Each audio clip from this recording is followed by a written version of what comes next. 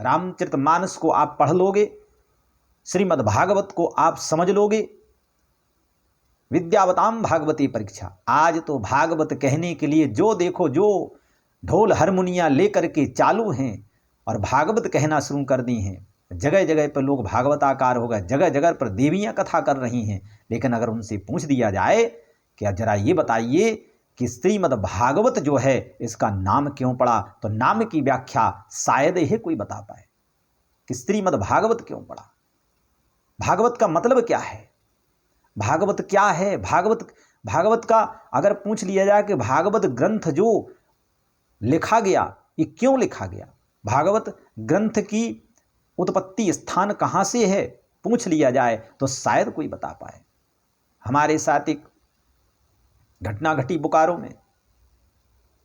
एक महानुभाव थे। जनता ने उनसे बार बार पूछा कि बताइए शंख की उत्पत्ति कहाँ से हुई, शंख की उत्पत्ति कहाँ से हुई, लेकिन बता नहीं पाए। सुदामा चरित्र के लिए कह के करके रहेगा, लेकिन सुदामा चरित्र की कथा को नहीं कह पा रहे। सुदामा चरित्र तो भागवत का एक अंग है। भगवान श्री कृष्ण की और सुदामा की मित्रता के बारे में वर्णन है कि मित्र कैसा होना चाहिए।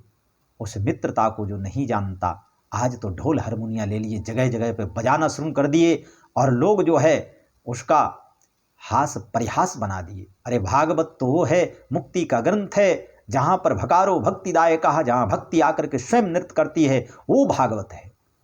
और जहाँ भगवान मिल जाए वो भागवत है।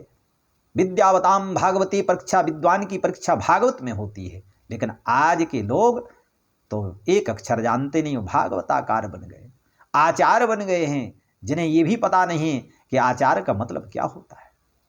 आचार्य शब्द कहाँ किसको लगाया जाता है, शास्त्री किसको लगा जाता है, शास्त्री ही।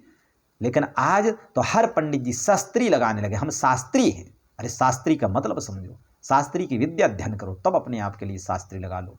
अगर कोई प्रोफेसर की डिग्री नहीं लेता है तो प्रोफेसर लिखने का अधिकारी नहीं होता है। अगर कोई वकालत में लॉ की डिग्री नहीं लेता है तो वो वकील अपने आगे वकालत की डिग्री नहीं लेकर के वकील नहीं लिख सकता है। लेकिन हमारे सनातन धर्म में चंदन लगा लिए, पीला पीला पहन लिए, और जो देखो जो भागवताकार, रामचरितमानसकार है, राष्ट्रीय प्रवक्ता। राष्ट्रीय प्रवक्ता का मतलब जानते हैं क्या होता है? राष्ट्रीय प्रवक्ता का पहले मतलब समझो, शब्दों को समझो, तब राष्ट्रीय प्रवक्ता लगाओ, नहीं तो भगवान आपको माफ नहीं करेंगे, समझ लीजिए आप।